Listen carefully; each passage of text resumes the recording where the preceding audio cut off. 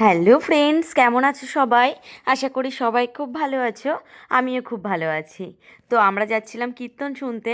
তো যেতেই আমাদের দিদির বাড়ি পড়ে। তো সেখানে চলে এসেছিলাম আমার দিদির সাথে একটু দেখা করতে। তারপর আমার বৌদির মেয়েকে নিয়ে চলে গেলাম কীর্তন শুনতে।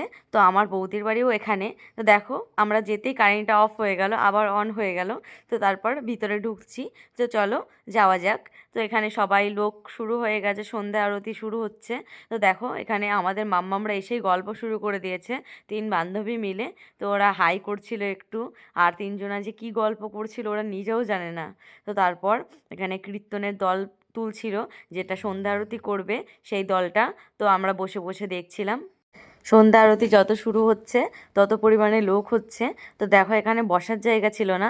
তো এখানে সামনে বসার জায়গাটা খুবই কম ছিল। তো সবাই খুব কষ্ট করে বসেছে এখানে। তো ওখানে পাশে অনেকেই দাঁড়িয়ে আছে। তো এখানে এই দলটা খুব সুন্দর নাচছিল। তো খুব সুন্দর লাগছিল। আমরা বসে বসে কীর্তন শুনছিলাম। এবার আমার দাদার মেয়েরা এখানে খেলা শুরু করে দিয়েছে। তো এখানে একটু ঢালু মতো জায়গা ছিল। তো এখানে ওরা তিনজনা মিলে সুরসুরি খেলছিল। তো হেভি মজা করছিল ওরা তিনজন।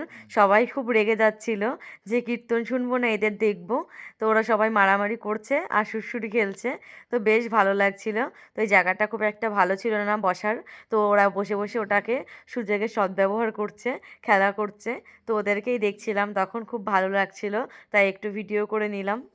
সন্ধ্যা আরতি শুরু হয়ে গেছে।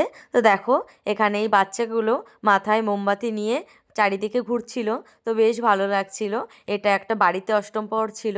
তো তার জন্য কিছু অল্প লোক হয়েছিল। বারোয়ারি অষ্টম প্রহর হলে অনেক লোক হয়। তো তারপর সবাইকে প্রদীপের তাপ দিচ্ছিল। তো আমিও একটু নিয়ে নিলাম। তো দেখো, এখানে এবার নাচ শুরু করে দিয়েছে।